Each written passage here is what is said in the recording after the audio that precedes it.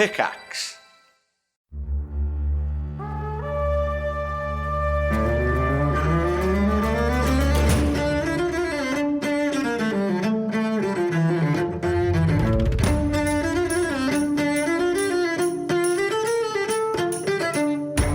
Thanks for dropping into the cast party. Join the cast and crew as they're catapulted from their Hollywood film set into the crazy world of Dungeons and Dragons. And action!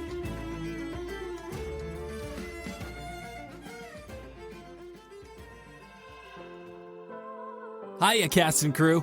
We needed to put this at the start of the episode this week, so super quick. Do you want to support the show directly and receive a bunch of awesome exclusive content, perks, rewards, and discounts? Join the cast and crew over on our Patreon at patreon.com/castparty. Being a Cast Party patron gets you some insane exclusive content, VIP access to our community Discord, a live listening party with all of us on the release day of each new Cast Party episode. We're listening right now with our patrons as we speak. Why aren't you here? Jett saved you a seat up front with him and Pebbles. And entry into our merch giveaway that we do at the end of every Cast Party episode. Speaking of, this week's merch giveaway winner is Swag22. We'll be reaching out to send you some free, awesome Cast Party merch of your own. Want to snag some for yourself? You can check out our merch over at cast-party.myshopify.com. So what are you waiting for? Snag some merch that would make even Xander jealous. And be sure to hop on over to patreon.com/castparty and become an official part of our cast and crew. Links for everything will be in the description. Thank you all so much for listening, and we hope you enjoy the episode after these Patreon shoutouts. Okay, let's see. I've got your bag, your water bottle, I've got your shoes, your jacket, and your backup jacket. Okay, Pebbles, are you ready? We're going to be late for your play date with Sir Archibald Meriwether Wentworth Upper Crustington Prepplewald IV, and of course his corgi Longfellow. Okay, you've got everything? All right, let's go. Happy New Year, my little berries! It's 2020, can you believe? It's a new decade! Oh, this year is gonna be amazing! I'm here at Eric's Roaring 20s themed New Year's party, and it's amazing. What is everyone most excited about this year? I am stoked to finish up filming my movie, Through the Realms of Myria, and then I'm going to be doing so much traveling this year. It's going to be bomb. Okay, Happy New Year, everyone! This episode of Cast Party is sponsored by Podcorn. Now, usually we like to do some fun, goofy little skits for our ads, but we have been personally using Podcorn and wanted to take a second to talk about it. If you run a podcast, or if you're even thinking about starting a podcast, you need to sign up for Podcorn. So Podcorn is an online marketplace connecting podcasters to amazing podcast sponsorship opportunities, such as mid-roll ads like this one, interview segments, topical discussions, giveaways, and so much more. It has been incredibly easy for me to pop on the site, see what sponsors are available, what they're looking for, and submit my pitch to them for Cast Party. Podcorn makes it truly simple to find sponsors that fit you and your show. And the best part? There is no middleman. Podcasters of all sizes can browse and choose opportunities that are right for them directly on the platform. You never have to give up any rights to your show, and Podcorn is there to help you every step of the way, ensuring you're not only protected, but properly compensated for the work that you do for brands. You work hard to produce your podcast, just like we do. So keep your creative freedom and have full control of how and when you monetize your show. Click the link in the show notes to sign up for Podcorn and start browsing for your very own sponsorship opportunities. Thank you so much again to everyone at Podcorn for sponsoring this episode. Hello, everyone, and welcome to Cast Party. And Happy New Year! Happy New Year! Happy New Year! 2021! Yeah. Thank you all for listening and joining us again, and we are super excited for a full year of D&D shenanigans. My name is Colin McManus, and I will be your director. I'm joined today by my lovely cast and crew, Ryan McManus.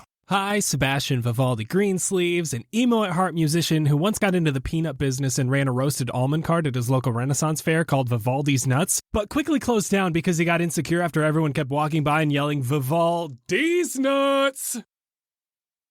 Wow. What the hell was that? That was the intro? That was my intro.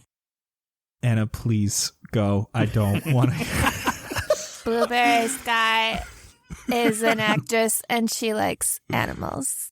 That's way better. Nigel Deacon. Hey, what's up? I play Xander Gucci Supreme, the camera guy for the movie, and my favorite food is carrots, I think. And Vince Perino. I play Jett the Boulder Chambers. I've got a little doggy, Princess Pebbles. She's got a castle in my Tesla. Elon, give me a call, please. Please. She has a castle in the Tesla? In the Tesla, yes. You know how like dogs, they can have their own car seat? Yeah. And you can like plug them in. Wait, no, not plug. Strap them in. So I got one of those, but it's like a mini pink castle. Okay.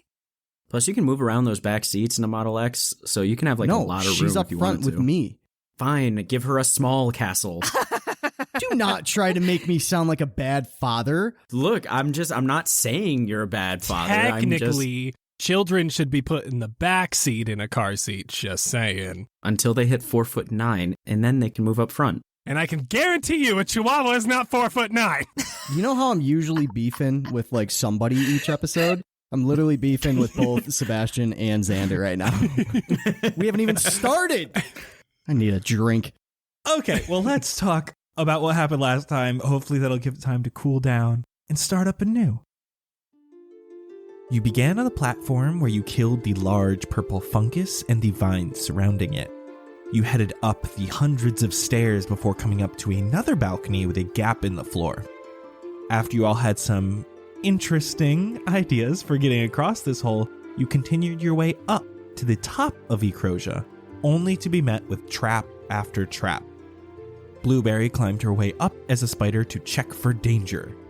She came across a jug suspended in the air along with a tripwire. Fascination overcame her, and she chomped the web, ordering Jett the best she could in her spider form to catch it. Jett made quite the fumble as he was drenched in slick grease, sliding 20 feet down the stairs. He then had an incredibly difficult time climbing the rest of the slippery stairs, demanding a shirt from Sebastian to change. Sebastian threw his extra shirt down to him, only for it to land in a puddle of the slippery substance he was trying to avoid. You dodge another tripwire before finally reaching the top of Ecrosia, finding Ysora surrounded by the bodies of what looked to be cultists, all wearing masks with 3 teardrops on them, one under each eye and another on the forehead. Ysora seemed to be fighting off the rot and keeping it from the seed. She told you there must be another source to the disease. After gaining her trust, she provides you with some berries to leap off of the balcony and safely reach the bottom. Xander and Sebastian decide to have some fun with this, cannonballing off the top and eating their berry halfway down, saving one for later use. You chose a route that seemed the most in decay and followed to find some human and fungal carnage, and narrowly avoiding another trap that was set underneath a small board. Towards the end of this route, you witness a cultist performing a ritual onto a similar stake dug into Ecrosia. He was surrounded by his cohorts who were being attacked by diseased plants.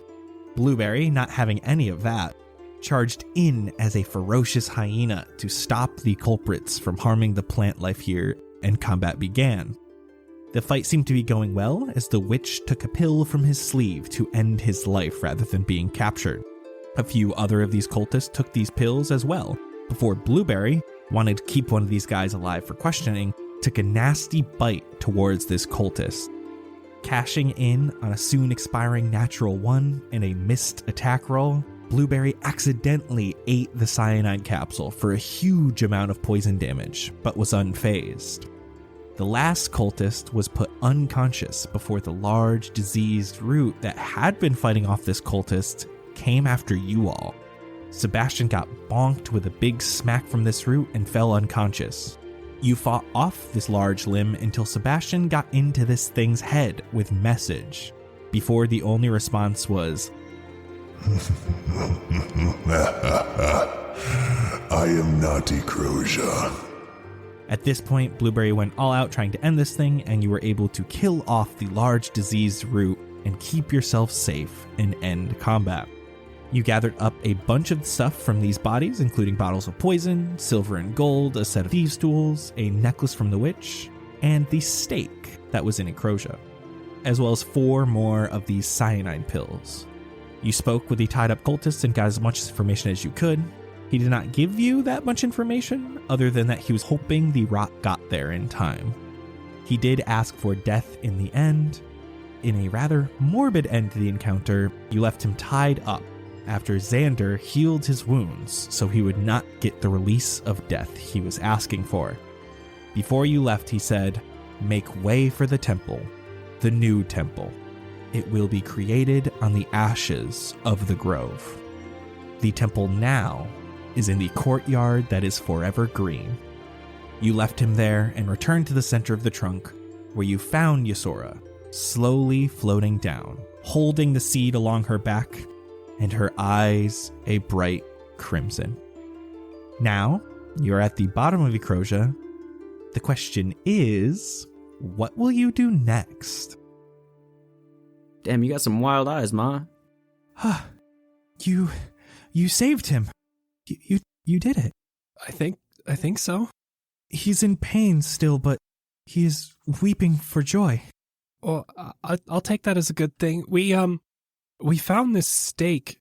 Jett, I think you have it? Yeah, I got it right here. Yes, that must be what they were using. The one up at the top of the tree had one as well. What is it? I don't know. I don't care. Keep it, throw away, get rid of it. I must go immediately. It is nearing nighttime, and I must get the seed back to Amorpha. We can talk there tomorrow. Yeah, you're probably quicker going on your own than the ship, Yes. right? Yes. Can we help you in any way? No, I will be fine. Is the ship here for you to get back? I think so. Oh God, I hope so. We'll find out. We'll find our way back. I'm not worried about it. Okay, listen, there's a cabin nearby, long unused but perfect for a night like this. Oh, glamping. I've never heard that combination before. You really? No. I understand it immediately, but like... Yeah, that's great. Or you may feel free to stay in Ecrosia. He owes you one. Do your best to make sure he stays safe. Yeah, I don't know if we should stay in Ecrosia just to make sure no one else comes, right? I think so, but there's a lot of dead bodies in here, and I don't really know how comfortable I am around all this. We don't have to sleep in a room with bodies. Well, where then? We can move bodies. Isn't this whole tree technically one room? No. I see no doors. I will be sending a team of druids here at dawn tomorrow to continue the healing process for Ecrosia. Once the seed gets back to Amorpha, the grove will not need everyone there caring for it. We will have time to come here once again. I think after this, it may even be time to settle the mainland again to prevent something like this from happening. Okay, how about we at least accompany you to the shore? That is not needed. And before your very eyes, Ysora arches her back a little bit. She bends her legs a small amount, and as she lifts from the ground, she transforms into this huge, pure white eagle with red eyes. Oh, shit. Damn. Her wings thrust her body off the ground as you feel an expulsion of wind coming from her wings, and she begins flying out of Ecrosia over the sea. Oh, I wish I could figure out wings. We didn't even find out what we have to do until tomorrow. Nothing. We're done, right? I mean, yeah. We're just chilling, right? We just need to sleep until we're picked up tomorrow. We're good, right? We did it. Yeah, we found the Ysora. Wait, Fuck, she ran away. I was going to ask her about this necklace. Which necklace? This crazy gold spiky collar thing that the witch had. Well, I mean, we're going back there, right? Yeah. It's just gonna have to wait a little bit. Okay. So, do you guys want to move the bodies and, sleep up here? Or go find that cabin? I'm down for the cabin. It does kind of reek a little bit of rot in here. Yeah, let's go check it out. But if you think that someone, might come back and try to start this nonsense again, it could be good to stay here. But I think Yasora took care of pretty much everything, and she has the seed now, so... Yeah. Okay, let's find the cabin. To the cabin! You exit Ecrosia. It's not dark yet. It's still relatively light out, but it seems like the sun is starting to dive behind the hills to the east? West. There it is. I'm so bad at this. No, it does not dive behind the hills to the east. It dives over the water to the west. From the outside, you can see that there seems to be an old pathway heading northward. As you follow, you can find a small cabin. It has been overrun by a little bit of plant life. This is cute. I wouldn't really consider it, Blueberry's version of glamping, but I mean, it'll do, right? Yeah. It's got 4 walls and a roof, so better than nothing. Exactly. I've slept in much worse when I'm out in the desert, so this is pretty dope. That's a step up for you. I want to check the door. Door's open. In fact, it's falling off a little bit. Oh. It's relatively dusty in here. This is very similar to the teepee that you had stayed in 2 nights ago, at least what's inside. There are these same hammock type things here, many of them broken, but there are a few that are available to be slept in. Man, I'm just hoping for a bed one of these nights. There is no evidence of something alive already being here.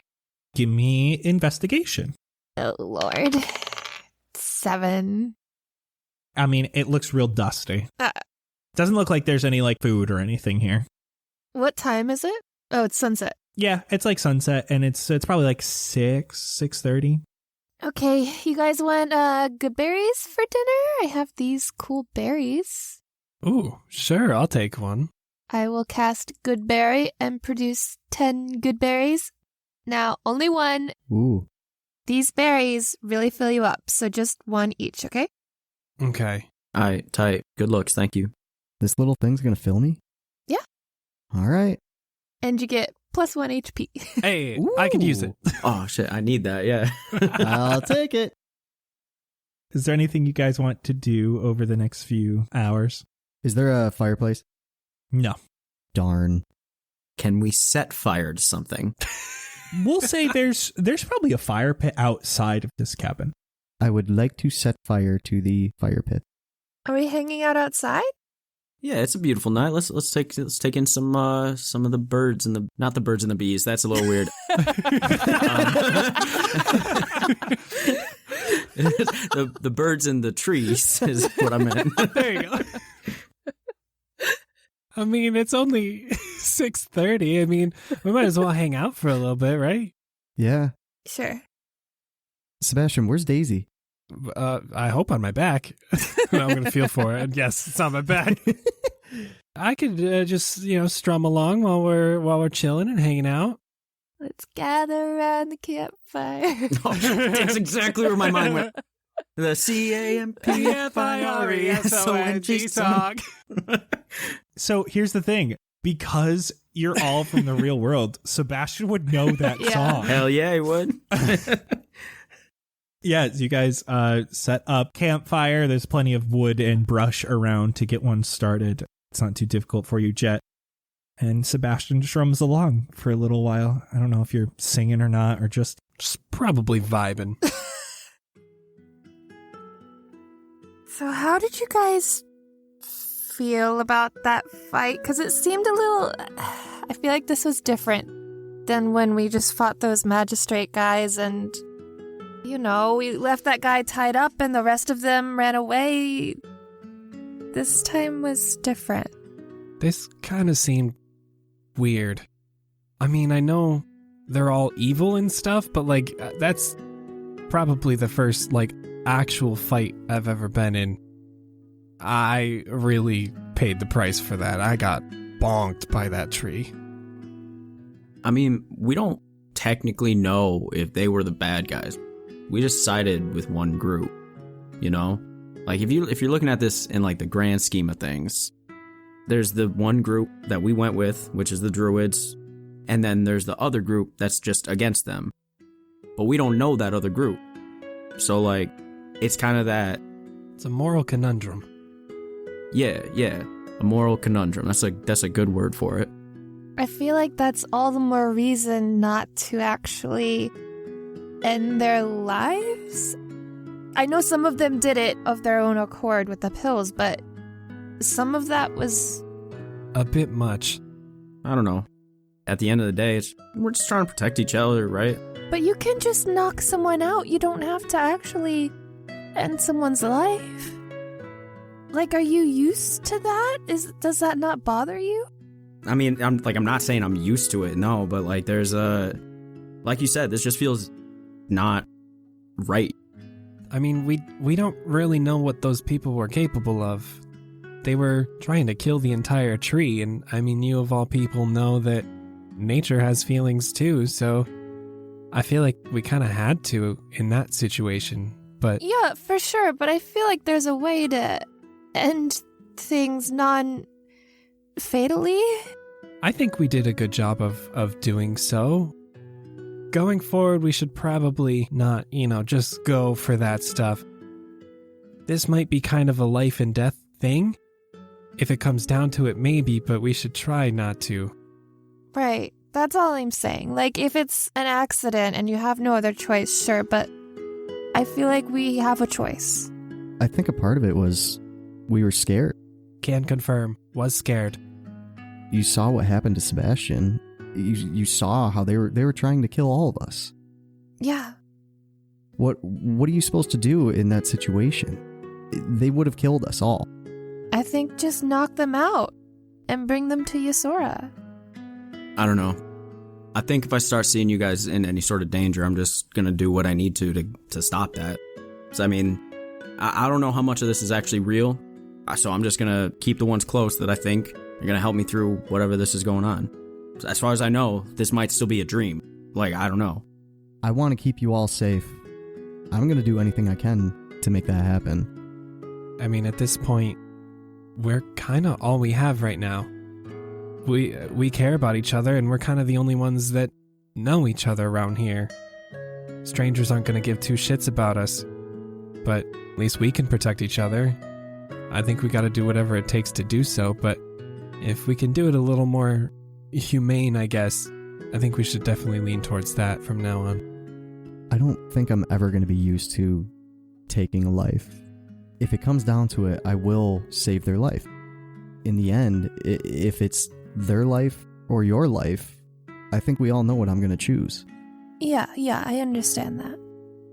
I just don't want us to take it lightly, I guess. Don't go swinging some daggers around all willy-nilly and stuff. Don't shank everybody that you see. Yeah, especially when we don't know them. Like, do what you gotta do, but know that they are a life as well, so... All right, but I gotta say, when I'm in that bad part of LA, like, there were times where it was shank or be shanked, and there's not a whole lot that you can do or say to a person for them to not shank you, so... I don't know, have you ever tried, like, pepper spray instead?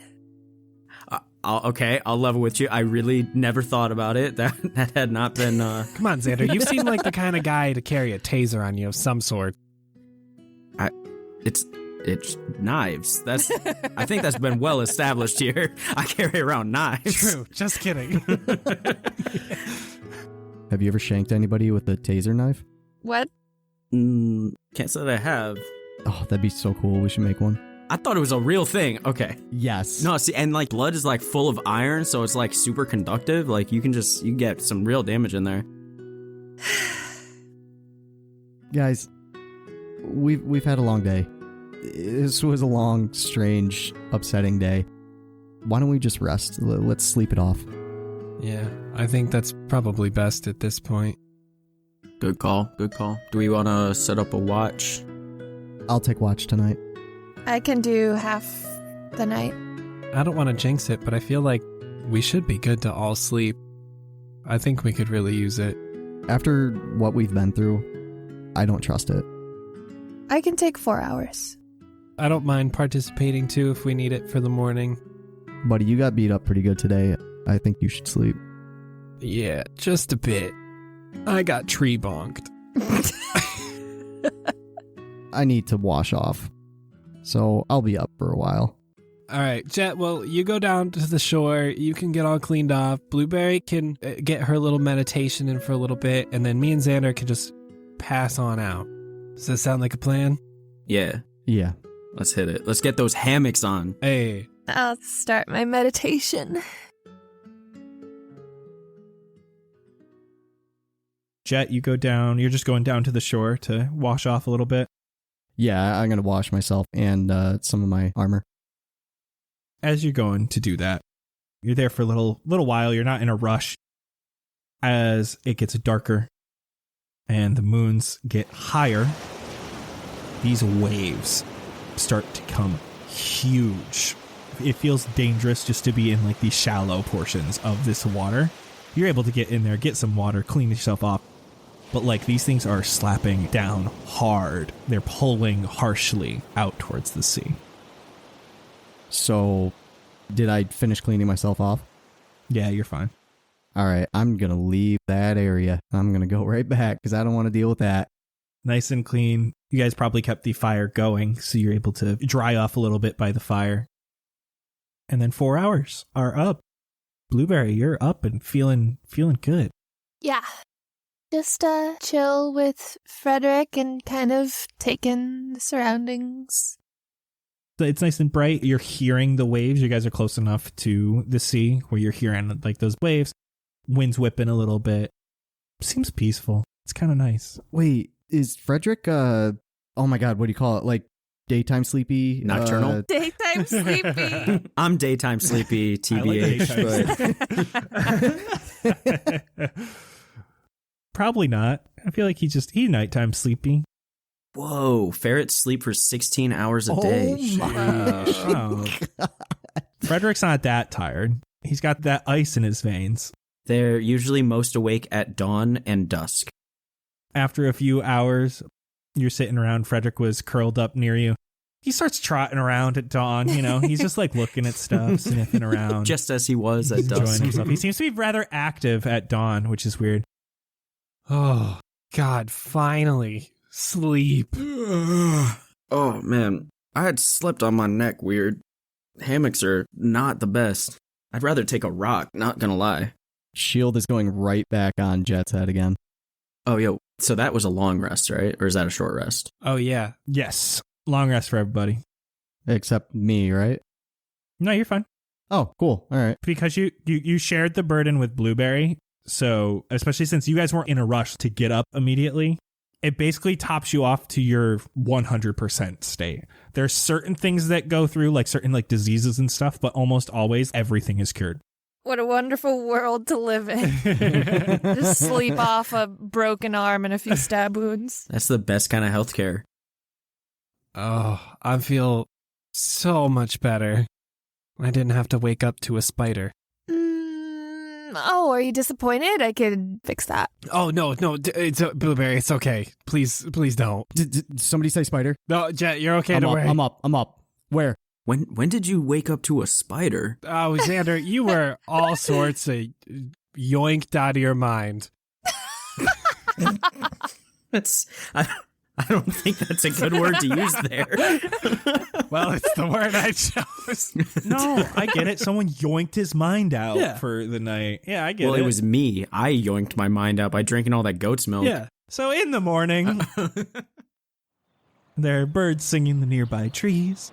The wind is gently coming off the nearby sea. The air tastes fresh with that hint of salt. Do we see the ship at all? If you head back over there, it does not look like the ship is here yet. Oh, God. Did they forget us? When did they say they were going to be here? I thought they said the morning. They just said tomorrow. I don't know if he meant dawn. Well, I'm ready to go. It's all right. Okay, let's just keep an eye out. All right. Well, do we want to go wait by the shore? Yeah. All right. Can I look off into the distance? Yeah, give me a perception. Or are you just trying to look pensive? A little bit of both.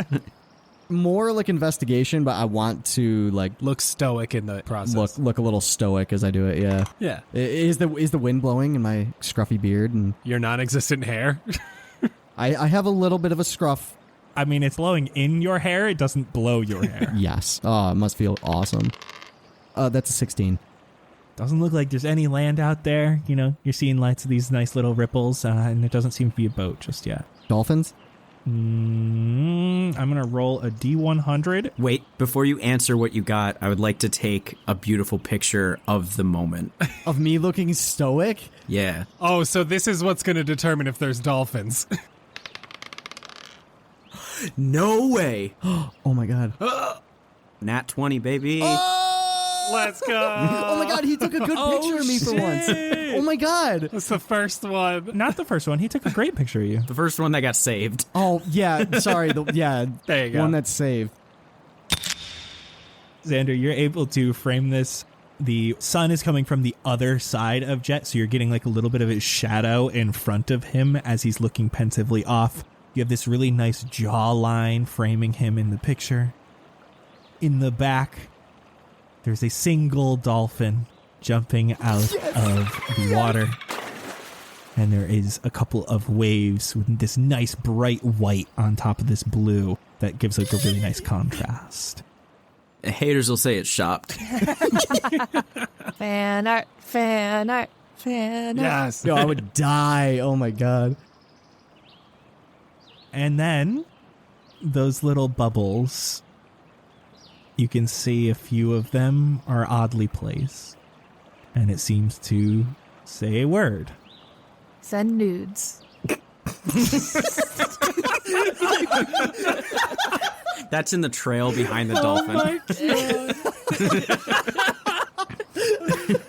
Oh my god, I'm crying.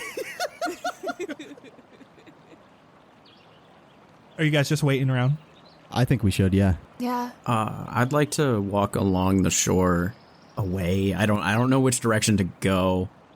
Which way did we come from? Which way did we go? Stop. You guys basically came directly from the west. Okay. And then You saw the boat head northward as it was leaving. all right, I'm walking that way. Don't go too far. What? So Xander walks a little bit further, keeping an eye on the ocean. You're hearing some birds again. And then off to the north, you can see a boat seems to be headed southward. Oh shit, there it is. Land ho- nope. Boat ho. Wait, that's a song. Boats and hoes. Boats and hoes. I'm gonna walk back singing "Boats and Hoes" by the Lonely Island. No, wait, no, that's Step Brothers. No, sorry, Step sorry, Brothers. Step Brothers. There we go. All right, let me rewind. I'm on a boat is Yes, Lonely Island. exactly. You can sing that afterwards. Once we get on the boat, I'll start singing that. So as I'm walking back, I'm just gonna be quietly singing "Boats and Hoes" from Step Brothers, so that I can tell the crew what's good. Guys, Xander, 5 minutes later, comes walking up to you singing Boats and Hoes. Quietly, it's more to myself. That was quick. Where did you go? It's just up the way, but the boat's coming. It's the Sonus way, so Oh, thank God. So, like, how long do you think it'll take to get here? well, I'll be honest, I was not paying attention to how long it took me to get over there, so approximately 75 boats and hoes. You can see the boat comes a little bit closer to coast, drops its anchor, and you can see the flag with the archway with the heart underneath it. Yo, should we get into the rowboat? Yeah. I'll bring us closer. Hey, Blueberry, Yeah? would you take Jett's paddle? He didn't do too good last time. I mean, I can try. I'm not exactly the strongest. I heard that. Hey, don't worry, big guy. I got you. I got the other one. You can just sit back and relax. No. I've got this. I'm going to take both of them. Sit down. You're going to take both of them. Okay. I'm taking both. Okay, give me athletics with disadvantage. Wait, why disadvantage? Because he's trying to do both at once. Oh, is that not how rowboats usually go? It's wide, though. It's Depends how wide it is, true. Oh. This isn't one of those rowboats where they're like attached to the sides. They're like the small paddles that you do on each side. So there's two of them. Oh. You know what? Screw it. I'm using my inspiration for this. 1820. Okay. All right. Please explain this. Jett, you are able to sit nicely just behind the center point of this boat. You grab both, one in each hand. You're able to torque them just the right way with your wide wingspan to get the boat moving. You're doing an amazing job of actually keeping it going straight. And you're able to kind of like lift one when you need to turn a little bit and then lift the other, but you're doing like this constant butterfly swimming motion. You're cruising. You're doing amazing, sweetie. That's kind of impressive. All of this is happening. I'm just staring at Sebastian the whole time. Stroke! Stroke! My face gets a little bit meaner. Takes you only a few minutes. You just have to get over these initial waves and then it's smooth sailing. rowing. And you get back to the boat and there's like a small area where they have let down. It's like basically just a chain with a hook on it. And this is how they put you down initially. Hook up the boat and they'll pull you up with a pulley. Can we, see who's up there? Hello, yes. Glad to see you well. How did everything go? Good, I hope. Fine, yeah, we're all good. Yeah, we're all good. And the lady flew, so... Let's get up there. This is slowly being pulled up as he's yelling to you, reaches his hand out. Cherry and a few of the other guys are here to help you get your stuff out and get you back onto the boat. I'm on a boat and it's going fast and I got a nautical theme, pass me knife, yeah. Not much has changed on the boat. You're still seeing the people you saw before. There's the one-armed man, the man walking and leaning with these two walking sticks, a couple of these dragonborn. The two of the people who you grabbed their hats from, they now have new hats on. They're not as cool, but they probably got them wherever they stayed the night before. Look at those nerds now. They don't even have their pirate hats anymore. I'm going to put mine back on. Yeah, your guys are like the real pirate hats. Think of like Captain Jack Sparrow. They have like the traditional really crappy like black pirate hats that are like really tall and they have like a white skull and crossbones on the top for children. Whoa.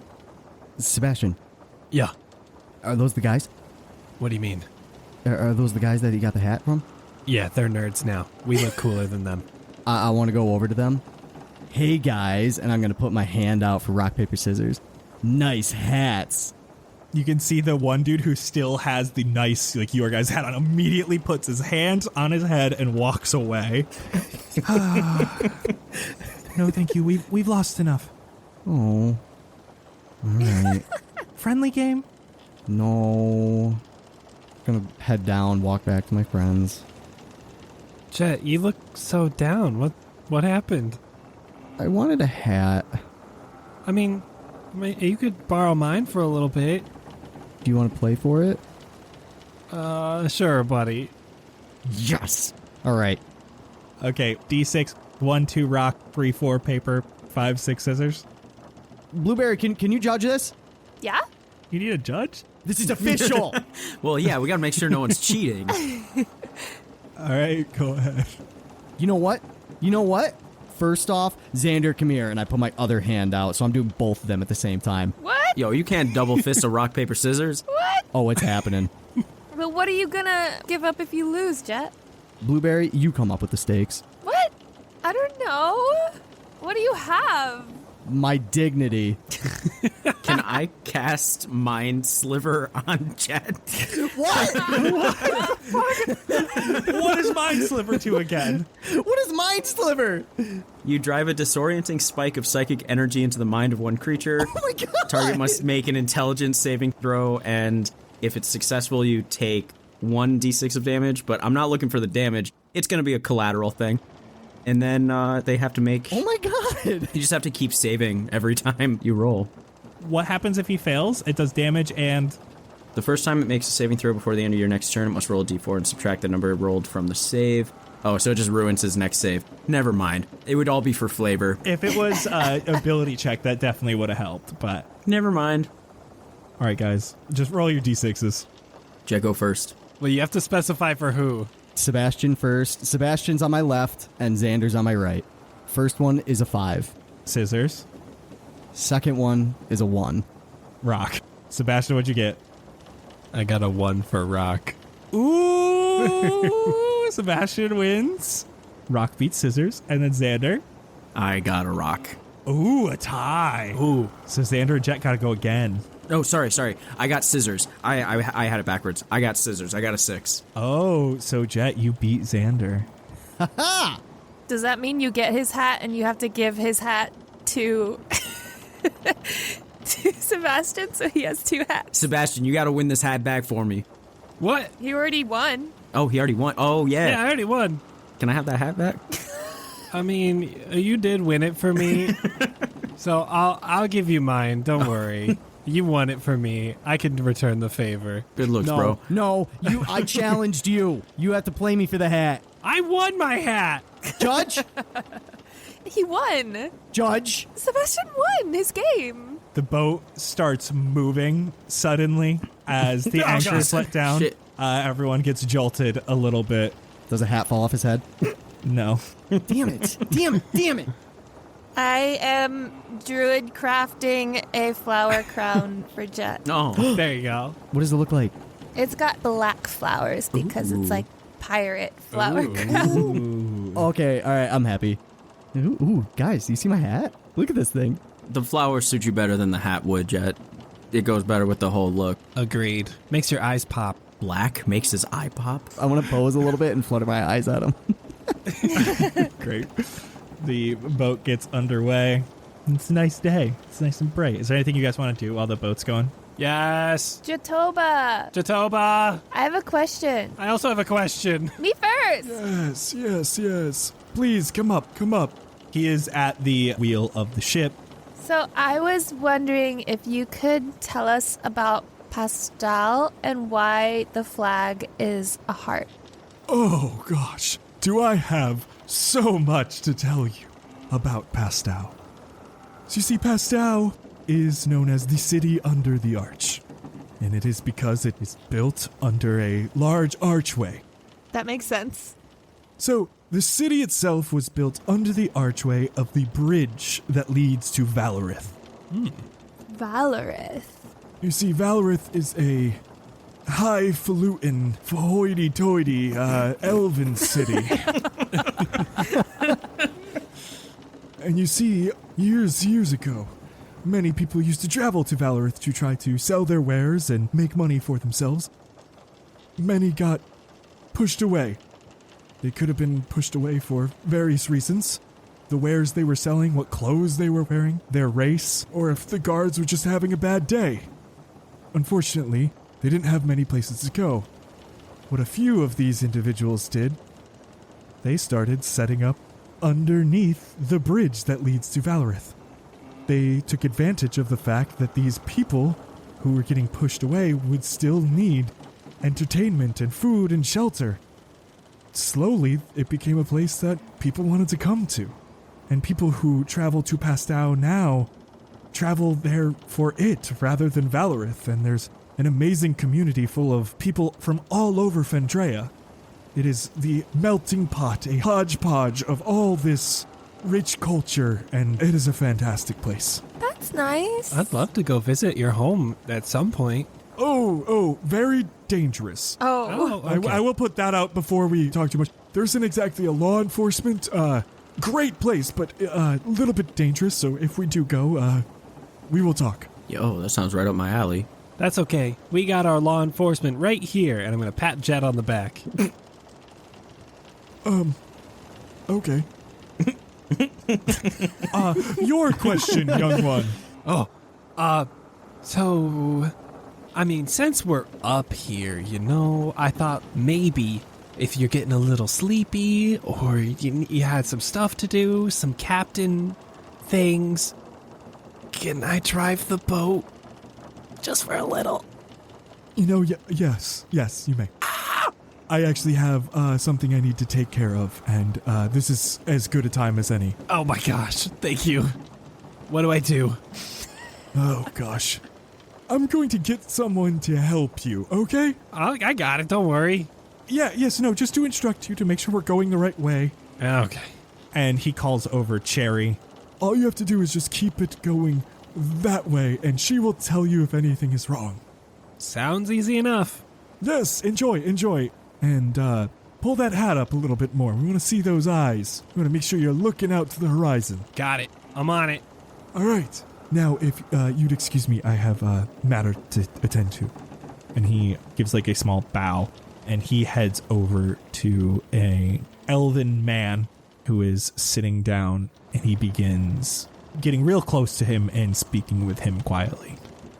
I'm doing it. Yeah. I'm really doing it. Good job. I want to try to eavesdrop on Jetoba. Are you trying to like sneak closer to him, or are you trying to move closer to him nonchalantly? Nonchalantly. Okay. Well, not facing him. So you're just trying to get a little bit closer to him? Yeah. How about we do this? Roll me stealth, but instead of adding dexterity, add your charisma. Because you're trying to act stealthily in this case, so there's a thing you can do in 5e, which I don't do ever, and this is actually the first time I've ever done it, which is like you can have someone roll with like a different thing. So if you were proficient in stealth, you'd add your proficiency modifier to this, but if you're not, it would basically just be a charisma check. It's exactly the same then. Okay.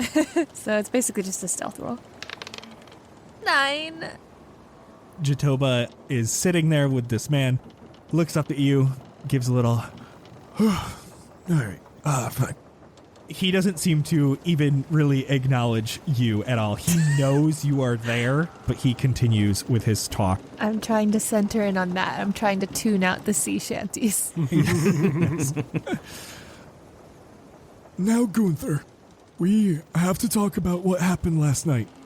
We know you went into the tavern and had a few drinks.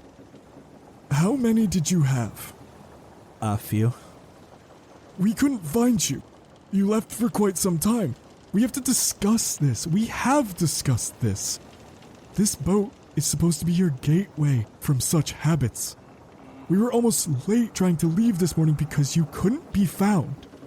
What might have happened to those brave souls who went into Ecrosia if we were not here on time? They are aboard and fine. Gunther, you promised me we would work on this. This isn't a charity. This is a place to become better people.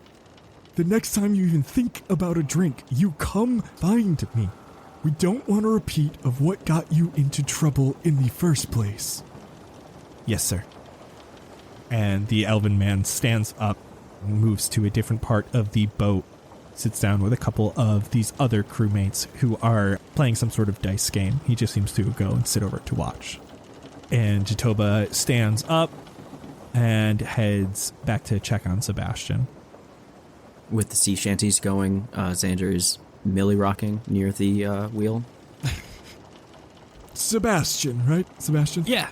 How's it going? I think good. Cherry hasn't yelled at me like too much, so I think I'm on course. Oh, then you must be a natural. And he shoots a glance at Cherry. Loving glance. Good. Yeah, you're doing a great job. You can see how the bow is actually not dipping too far as we're moving, and you're doing a great job, son. Thank you. Like I said, if you ever need a replacement for anybody, give me a call. As you say that, Jetoba's eyes go wide as he looks behind you, Sebastian. What's back there? Oh no. Oh no? Don't say oh no. On the horizon is another boat. A large sailing vessel, similar to the one you are on, but much grander in scale. Its path seems to be coming directly towards you. On its many masts are sails with the symbol of an eye with a flame atop its upper lid. Oh shit. No. Pirates of the Caribbean theme starts playing. How do they find us? All right, everyone. Best behavior. Do not speak to them unless spoken to. Oh, God. No outbursts. Jetoba, we need to... Let me do the talking. We need to hide. They're after us. You're fine. I'm going to wild shape into a lynx. What's a lynx? It's like a cat. It's like a large cat, isn't it? Yeah, it's a big boy cat. Yeah, it's a big old cat. Similar to like a mountain lion sort of thing. But they have tiny little tails. Oh, no. We are not aggressing them. They're just here for routine inspection. They want to know why we're going to the Grove. Let down the anchor. Chitoba, we had quite a bad run-in with them, and I don't... It's fine. Wait. Do you think Kingsley could be on that ship? No, he couldn't. They went in a different direction than us. Didn't they? They went to the docks, though, right? Yeah, which means he got on a ship. I don't know if that's the same one, but... I don't know. I say we keep cool for a second. This magistrate boat keeps coming closer and closer. You start to see how massive this thing is. At least 2 times the size of Jitoba's respectable trading vessel. It's got 2 sets of these massive sails, and it takes a minute to align both of these boats.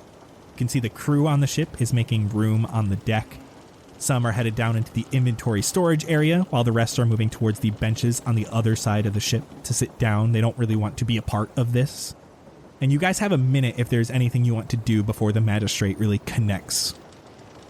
I just want to pull my hat down a little bit, like kind of like hide my face. Go with the others. The other crew. Please just sit on the benches. They shouldn't bug you. Just sit down.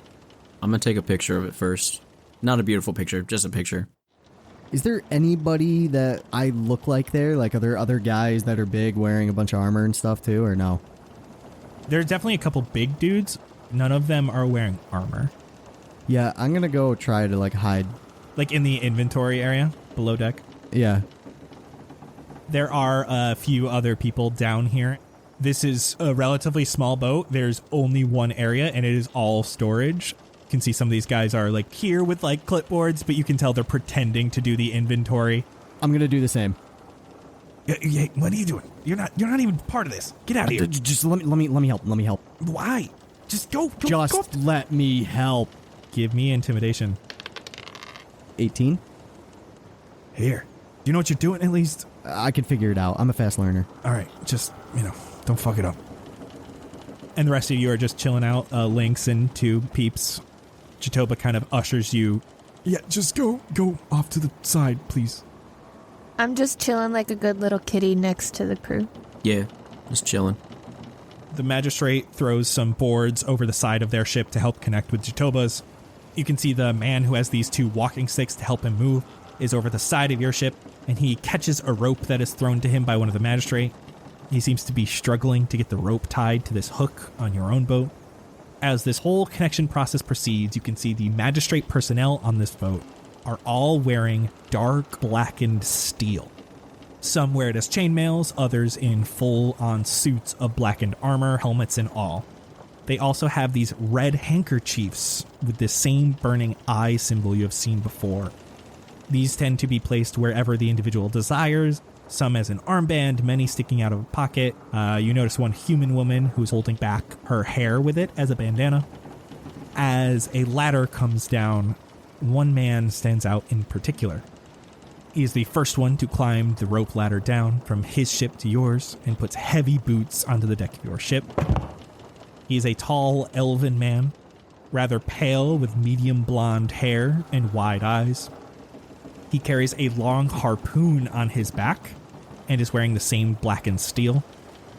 His is heavy plate and the chest piece is ornately carved. It looks as if waves from the ocean radiate out from where his heart is. There are 2 guards with him, also wearing plate mail, who stick closely to this man of intrigue. They wear full face covering helmets and they have great swords on their backs. More of these guards come down wearing black chainmail. Most of them are human or dwarven, and they kind of just start spreading out on this boat. One of them starts looking around. He starts looking at all the crew that are sitting down. You can see most of this crew is trying to avoid eye contact with them as they are walking around. And the man, the elven man of intrigue, simply says, "The captain." Jitoba moves up. Yes, what can I do for you, sir? Commodore Fulton, I must ask, What is a trade ship from Pastow doing down this way? Heading towards the Crimson Grove. Their blood magic doesn't scare you away. The Crimson Grove. A place no person in their right mind would want to be, right? Well, look at us here. A bunch of insane people looking for trouble, are we not? Yes, we tend to trade with the druids there. During this altercation, some of these magistrate members go over to the man still struggling to tie the knot to the hook. One of them takes away one of his canes and throws it across the ship and begins laughing at him. This man starts hobbling over and he is unable to keep himself up and he falls to the deck of the ship as they continue tying the knot for him. Pick up the cane with my mouse and bring it to him. Yeah, I'm gonna run up and pick him up and ask Xander to help me get him up. Yeah, as I'm helping him up, I'm gonna yell, "Yo, what the hell, bro? That was super uncalled for." At this point, they finish tying up the knot. He looks at you. Hey, you got a problem with that? Yeah. You got a problem with us? No, not all of them, just you, because you threw down my man's cane here. Why? Why would you do that? Yeah, you're the one kind of being a dickhead. Xander, sit down. Look, dog, I'm not about seeing handy-capable cruelty here. That's not cool. I said no outbursts, Xander. Sit down. Man, whatever. Come on, Sebastian, let's get him away from here. All right. We'll bring him to the bench with us. Yeah. You can see he gives a little nod to you both and says, Thank you. Thank you. Of course, man, we got you. I'm sorry they did that to you. We'll get him back, don't you worry. Yeah. Not now. Don't worry. We'll keep it away from you guys. Any more outbursts from your crew? You know how these things tend to go. No. There won't be any more outbursts. All right. So you see no problem with trading with the Crimson Grove? Not at all. Good people there, and they haven't used their blood magic on us yet. We get some good rates there, too. You see, I can't just bring my crew anywhere. Some places aren't so accepting of the ones I work with. I see. The Crimson Grove is a dangerous place, so be careful. They may trick you into giving up your crew for their own disgusting rituals. Trading with them is not a crime, but you are in the Sea of Talos, so the ship is subject to search. I assume you will do so willingly? Yes, indeed. Jerry, tell the crew to stay out of their way and take a break for a few minutes. Two of these magistrate guards who are sticking closely with Commodore Fulton, the ones that are wearing plate mail, they and him head down towards the inventory area, while the rest of these magistrate guards are kind of walking around the deck, slowly looking at you all. So, Jett, you're down in this inventory area. There's a couple more crew members here. As these boots start coming down, there's a couple other of your own crewmates here, and you can hear this man says, "All right, everybody, upstairs. We're doing a search." And the other people drop their clipboards, give a nod, and start heading up these stairs. I'm going to place my clipboard with the rest of them and follow suit. As you do so, Commodore Fulton kind of clocks you a little bit and looks you up and down and gives you a nod as you walk up. I'm just going to keep looking down. So that one sleazeball from earlier walks over to the two of you and the lynx sitting with this crippled man. And he says, "Hey, can I try those things?" And he points at the man's walking sticks. You can try one of these things, and I'm gonna look at Xander and just hope he does something. Wow, okay. That's the most Sebastian move I've ever heard in my life. I stand up. You want to play rock, paper, scissors? What? Yeah, you know, come on. Rock, paper, scissors. Try one of these here. Yeah, I know what it is. All right, perfect. It's a friendly game. It's just you against me, rock, paper, scissors. If you win... Listen, I done rock, paper, scissors before. I want to try those out. Yeah, I know. I'm getting to it. Calm down, bro. If you win... Yo, you call me bro? Yeah, You think you can just call me bro? And he pushes you, Xander. Yeah, I called you bro, and I push him back. Oh, no, Xander. Do I see this in the distance? Jett, you are walking up. You can see Jatoba is actually starting to come towards you. He has wide eyes, looks at you, and he has not quite heard what is going on yet, because he looks like he's going to join Commodore Fulton and the two knights down in the inventory area. But then you start seeing Xander push with one of the magistrate guards, and two other magistrate guards that were kind of over there move a little closer. I'm gonna, as Jatoba is walking towards me, I'm gonna kind of give him like put my hand up with one finger up and be like, 1 minute. I'm gonna go over and get in between Xander and what's this guy's name? Just bad guy number 1? Sleazeball. I have him wrote as Sleazeball in my notes, so you can call him Sleazeball. Excellent. First name Sleaze, last name Ball. It's actually Sleezeba L. Oh, okay. So Sleezeba is his first name. L is short for... Loser. Got him. Knew it. I'm gonna get right in front of Xander. Gentlemen, it's okay. Don't worry about anything. Here, I'm gonna grab one of the canes, hand it over to them. Here. You want to play with it? Here you go. Jett, come on. What are you doing? I can't try it without the other one. I just want it for a minute. All right. Thank you. God. Xander, sit down. Xander is seething right now. He is so pissed. I'll take care of it. Don't worry. I'll take care of it. You can see Jatoba has clocked you guys and is death staring you. He's not yelling anything. He's not saying anything. He's waiting at the top of the stairs that goes down to the inventory area. Sleazeball starts grabbing the walking sticks, and he starts kind of trying to walk with them while dragging his feet behind. He keeps falling, he's not able to do it, so he has to keep using his legs to catch himself. After a minute and a half, he brings them back over and goes, "Man, how do you even move like this? Takes forever to do anything. You couldn't even tie a fucking knot." And he hands them back. Thank you. And then slowly moves away. Man, I can't wait to kick his ass.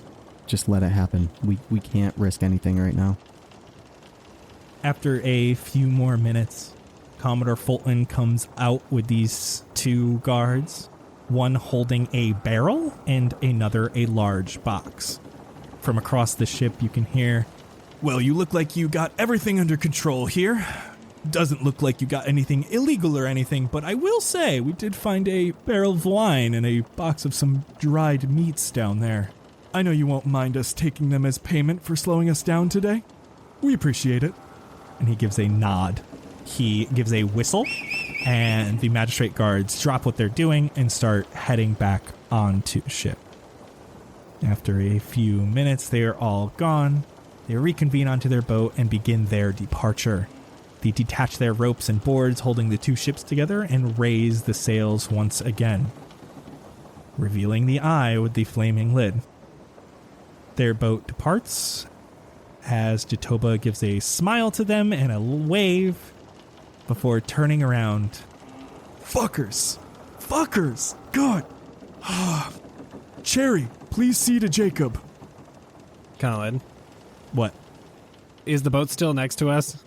They have slowly departed. How far? What are you trying to do? As long as I can see the guy, I would like to cast Dissonant Whispers on him. Hell yeah. Oh my god. All right, as the boat starts moving away, you guys are still anchored, so you're not moving. All your sails are down. The other boat starts moving around you. It kind of has to curve around you a little bit because it needs to continue down, going southward. So what is it again? I have to do a wisdom save? Yeah, it's a wisdom saving throw, and the DC is 13. How's a nat 1? Perfect. Oof. He deserves a nat 1 on that. And I'm gonna just burn into his mind. Listen here, you piece of shit. I cannot wait to watch Xander just stab you over and over and over again because you deserve it, you vile scum. Damn.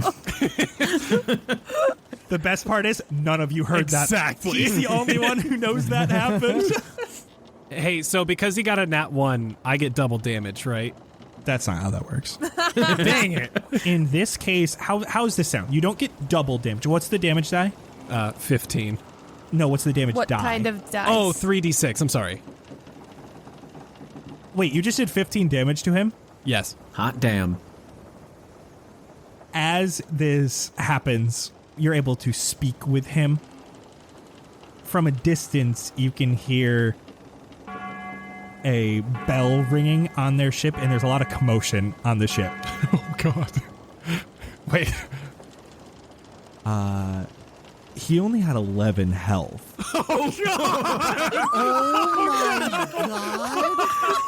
You just killed that man. Oh, my God. Oh my God. The boat seems to continue southward, but you can see there's a Holy commotion crap. on the ship. Can we tell that he cast a spell? Ryan, Dissonant Whispers, does it have visual components? Yes. It's verbal, but it's you whisper a discordant melody that only one creature of your choice within range can hear, racking it with terrible pain. So in this case, I will say they didn't hear it just because it specifically says only one creature hears it. You guys may have seen him mouth something. Yeah, I was probably whispering under my breath angrily. It's like the Snape thing in Harry Potter 1. Yeah. So at this point, Cherry rushes over to you guys and grabs the man with the walking sticks. And you can hear she's trying to lift his spirits. He calls over to you guys and starts walking up the stairs to the helm. I would like to fist bump Jacob before I leave. As you guys head up to the helm, Jatoba says, Apologies, I do not lose my temper often. I appreciate you standing up for one of our own. It was just not the right way to go about it. These are dangerous, dangerous people. Yeah, no, I know. Sorry, bro. I have a tough time keeping my tongue to myself, especially in situations like that. he moves closer to you. He can't quite reach your back, but he kind of puts his hand up, touches your forearm. Me too. Used to be a big problem of mine. I've learned when you care about those, I need to keep them working and healthy, and risking them risks everything I have worked for. You're a good dude. And unfortunately, with the magistrate, it is easier when you deal with their presence rather than fight it. Word. I mean, we'll see. We'll see about that in the future. They'll get what's coming to them, I'm sure. Yeah, karma and stuff, right? Yeah. But I'm not going to make any more trouble for you. If it is you that's doing it, give him an extra one from Jacob. Hell yeah. Hell yeah. Oh my gosh. Xander, do you have like a Sharpie or something on you? I got my phone. I could write a note. What do you need? Oh, I was gonna say, if you could take out one of your knives, if you could just carve Jacob into one of your knives, that'd be pretty cool. Oh. Yeah, alright, so I'll use one knife to carve Jacob into another one of my knives, and then that will be Jacob's knife. Perfect. Takes a few more hours. You finally arrive back at the Crimson Grove. Narina is waiting for you. She seems rather excited. As you guys dock and get out, she gives a large bow. It is good to see you again. It's good to be back on mainland. Well, I guess that actually this is the island, so that's not mainland. It's good to be back here. Yes, How did everything go? everything is great. You will see later. It is the festival, the awakening. Oh, snap. Like a big party? Yes, every year we have a festival after the equinox when the seed is brought back. We are prepping for it right now. And she nods to you all. Jatoba, we would be honored if you would join us. You and all of your crew, as you played such a vital part in this. Yeah, Jatoba, you gotta come to the party. Yes. In a few hours I will join you. I have some things to take care of. Thank you, Narina. Good to see you again. Now, shall I bring you to meet with Ysora? That would be great. Let us go. She takes you from the docks around back through the grove a little bit and into Amorpha. If you remember, Amorpha had a few small little rooms that was built into it, and she brings you to one of them, knocks on the door, and leaves as Yasura opens up the door and gestures you inside. The inside of this room is rather quaint. There's a single bed here, a desk with a single drawer, as well as a chair, a small tree sitting on a stand that has several berries growing out of it, and then a small round table with 3 more chairs. I'm glad you made it. Please sit. And she gestures. There's like 4 chairs scattered around this room, and she ends up sitting on her bed. I sit. Well, Papa squat. I was told you would like to speak with me. I must first thank you for your assistance. Of course. We're happy to help. Yeah, I'm glad we could help. How may I repay you? Well, first of all, we wanted to show you a couple of the things we got from the bottom of the tree where they were attacking. First of all, this necklace was on one of them. Seems important. She gestures her hand out to look at it. She looks a little quizzical at first. Is it magical? She immediately says yes. Ooh. She flips it around in her hand. Does not seem to be malevolent either. Well, one of the bad guys was wearing that, so I don't really know what it would do. Might have benefited them in some way. I do not recognize this symbol. This is not the symbol of Talona. What's the symbol look like? The symbol that was on it looked like one of their spiked collars. What do you think we should do with it? Wear it, get rid of it, sell it maybe. And the stake? And I'm gonna look at Jett.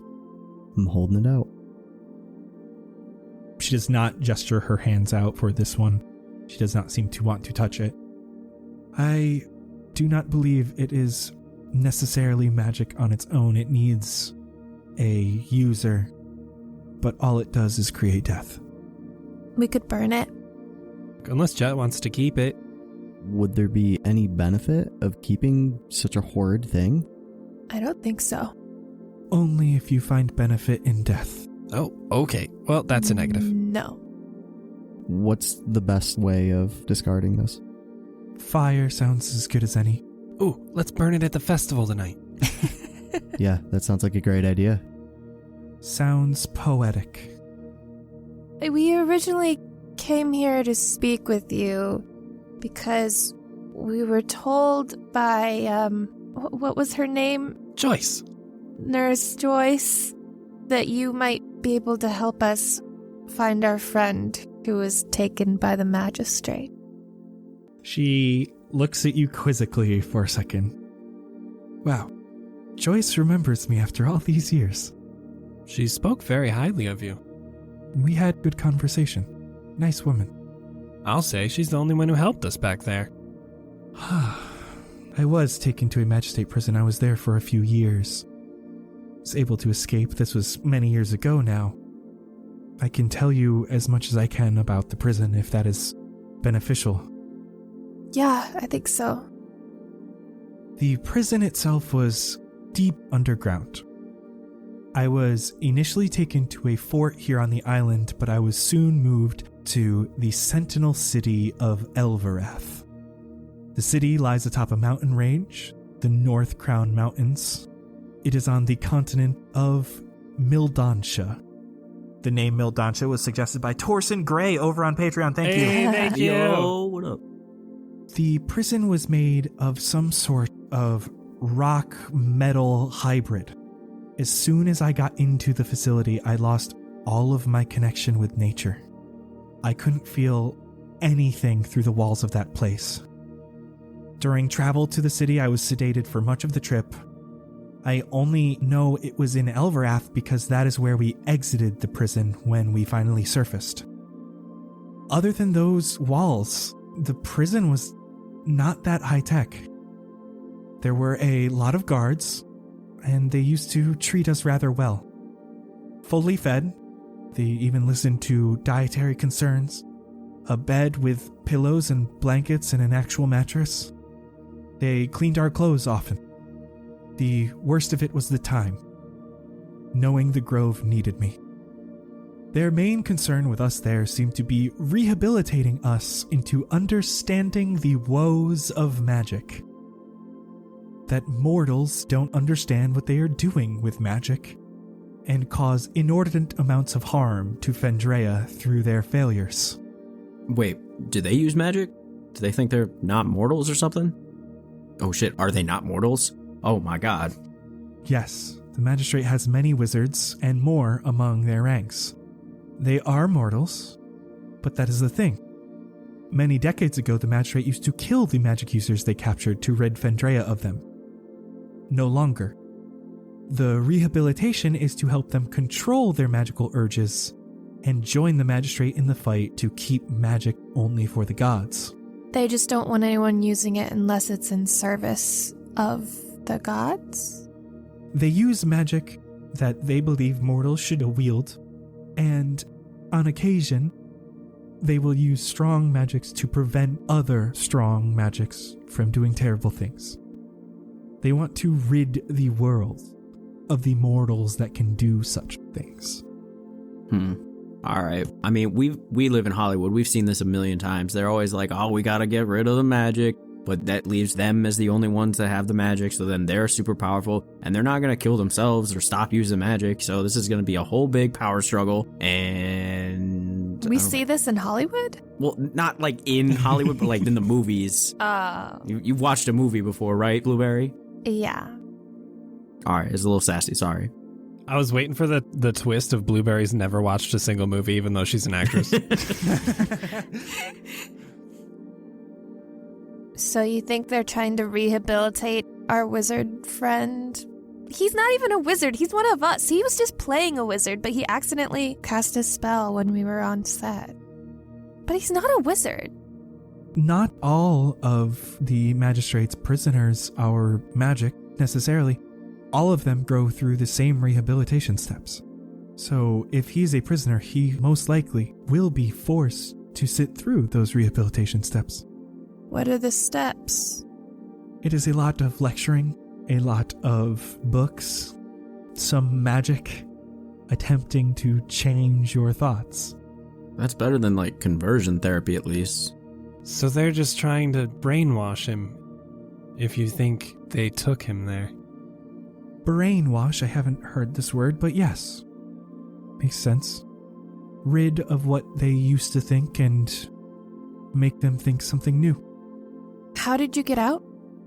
I must say, I did escape, though that was never my plan. You were just gonna rot in there?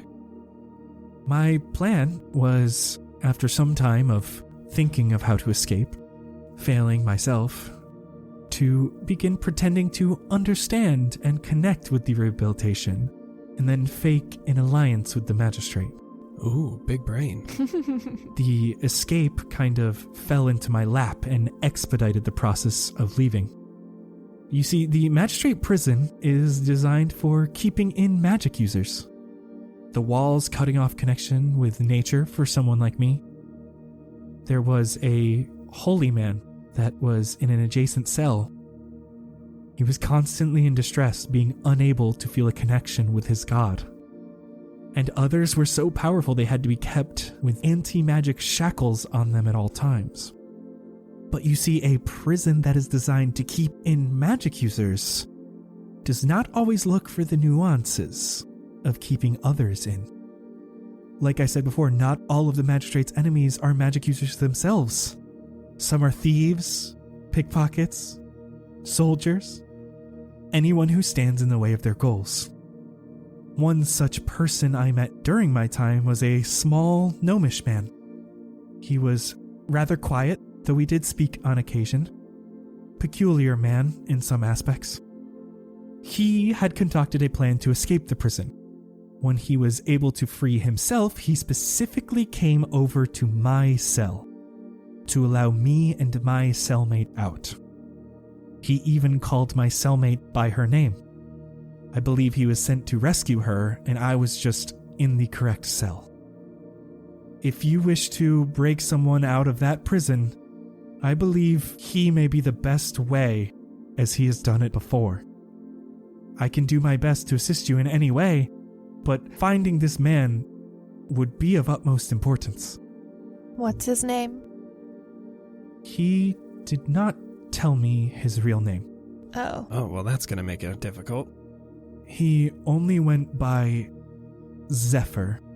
Do you know where we could find him? I don't remember much about our conversations, though he was an interesting man to watch. What was your cellmate's name? The cellmate. Ermina Caspaldi. She was a noble of sorts from Valorith, and a powerful wizard at that. I spoke with her often. She was captured by the magistrate for organizing a party for the royal family of Valorith. Her plan was to create a brand new location right inside Valorith for the party to take place in. None of the usual venues, so it had to be special. And she mustered up her energy to create a portal to an extra-dimensional mansion. The magistrate did not care for that at all, and she was captured the morning after the party. She didn't handle the rehabilitation as well as some of the others. It was good that she left when she did. So how do you think we should find Zephyr? I cannot be certain. Ermina, during our escape, did not know this Zephyr. I cannot be sure they met previously. And I do not know where he's from. Do you know where Ermina is? Most likely back in Valorith, if I had to guess. Is that close to here? It is within a day's travel by boat. Oh, wait. It's bypass. Yeah, that was the Pastel. one Jatoba was talking about, right? It's the fancy elven city by Pastel. Yeah. That doesn't let a lot of people in. Do you think if we found her that she'd point us in the right direction to Zephyr? I doubt it. Again, they had never met before that day. I don't know if she even knows him. Why would Zephyr go about breaking out someone that he doesn't even know? Maybe he was hired. I do not know. Let me tell you everything I know about Zephyr, and it may help you find him. Yes. Location-wise, I do not know where he is from. He never seemed to mind being in the cell. He was only there a few days or so it didn't have time to weigh on him. The only time he mentioned wanting to be somewhere else, he said he wanted to be out on the sea, fishing by the light of the moon. Now, I am no expert of the areas away from the grove, but the sea here is a very dangerous place at night. Most captains refuse to travel at all. I cannot imagine going out on the open sea in a fishing vessel. He must have been somewhere the sea stays calm, even at night. Now, as for finding him, a small gnomish man. He was bald. He was covered shoulder to toe in tattoos. He hides them well, but he's almost completely covered. I only saw this during a routine inspection. They generally made us disrobe to make sure we did not have anything that we did not need. When he's wearing his clothes, you'd barely be able to tell. Does he have any on his hands? He does not. Every morning, as he awoke, he would tap the bars of his cell, counting them. And every night before bed, he recited a poem 3 times. First in Gnomish, then Common, and then Dwarven. I asked him why he did so. He said he needs to recite it, or that he will have nightmares. And then on his right hand, he only has 4 fingers. He's missing his pointer finger. As we were escaping, he made sure to stop in the evidence room to get his mechanical glove he wears on that one hand. To help him kind of maneuver stuff due to the missing finger, right? Yes. The glove itself has 5 fingers, and this replaces his pointer finger. Okay. As of now, that is all I can remember, though I will meditate on it tonight and see if I can remember anything else about him and let you know. Yeah, if you have any more details, that would be absolutely awesome, and we appreciate all of the information that you've provided right now. Yes. I don't know if you have any sort of recommendation on where to begin finding him, but it would be appreciated. Wherever the sea stays calm at night. We should ask Jatoba about that. He knows how to sail. Yeah. True, he might be pretty well versed in the ocean. Plus, if all else fails, I mean, we could just go to Valareth, which is bypassed Dow, and try to hunt down Ermina. So we'd have to talk to him anyway. Cool. It's a plan. Maybe you should talk with him at the festival tonight. Sounds good to me. Yeah. Yeah. Yo, Yasora, just real quick question. Does the word Namora mean anything to you? Peculiar. I do not recognize it. Shit. Okay, alright. Can I run a quick scenario by you that I know is not going to make any sense to you to see what you think about it? I do enjoy riddles. Okay. Alright, so you see, this here is a camera. It lets me take pictures. Here, see, look at this dope Already ass... eyes wide open as you say that. Look at this dope-ass picture I took of Jett earlier. There's a dolphin. This is like over here. Oh, it's wow. beautiful, right? Interesting. So I can take pictures of this. Here, I'll take a picture of you. Just quick snap of her and show it to her. I got a 19 on that. Oh, damn. All right, so softly lit. She's just sitting on her bed, like her legs are crossed nicely. And it's just a really pretty picture. Her eyes stand out very nicely. She's got like that surprised look, but it's like it's caught well. Wow, this device. Phenomenal. Super cool, right? I have no idea how it works. But here's this thing. In that picture, see right here in your hair, there's like a word. It says Namora. And every time I take a picture, I see it, but no one else can see it. Does that mean anything to you, that scenario? Did you know anything about that? Do you hallucinate often? I didn't think that would be relevant for this query, but yes. Usually under some sort of substance. It may be a side effect of hallucinations. Well, okay, so to be fair, we've been keeping a pretty good eye on him, and I don't think he's been getting into anything. I mean, we don't know what was in that milk. Oh, no. Oh, you had goat's milk your first time here? It did not go well. Ooh. I drank, I think a lot. I don't know. I was out. Well done. I'm glad to see you still standing. I appreciate you taking a listen. I promise I'm not crazy. I'm just dealing with something, I guess, so... Good looks, Ma. She gives a nod, and you guys have a little bit of time to yourself. Well, this is the best lead that we have, so let's go relax at this party. Let's burn this stinking steak. Let's go have some fun for the night. Yeah. Here we go. Time to party. Yeah. Right now, the party's not starting for another hour or two. There's a lot of setup going on. What are you guys all doing in the meantime? I'll go find Jody and see if she's like prepping any sort of music stuff that I can just help with in the meantime. I want to go ham on druid crafting. Just crazy cute flower and vine accessories all over my outfit. Oh, wait, before I leave, Blueberry, can you make me one of those pretty flower crowns since it's a festive day? Oh yeah, what color? Purple. I make a purple one, but it's not tricorn. That's okay. I'll be basic. It's all right. And then I'm going to run off. Xander, what are you doing? Oh, that's a great question. I will say your tents you saw are still up if you wanted to go like relax in the tents you guys had. I'm going to go sit by the docks. Jett, what about you? I'm going to go to the tents and just take off all of my stuff. I just want to wear like something to work out in and go for a run. You're planning to run around the village or out in the woods a little bit? Well, is there like the shore or whatever? Yeah. Yeah, I wanted to go run near the shore.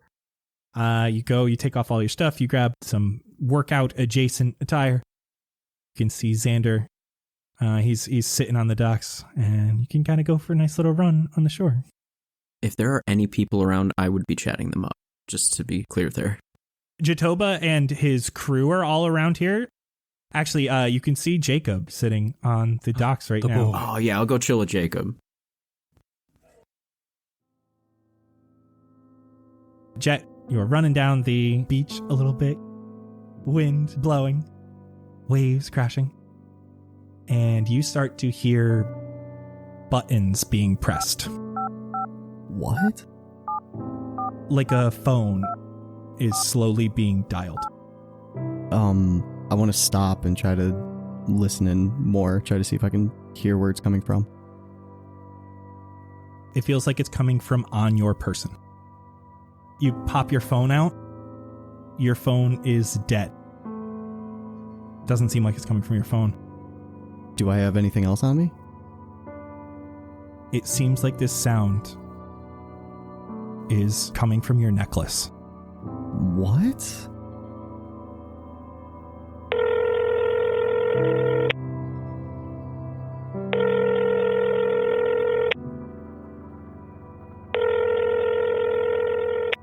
Hey there.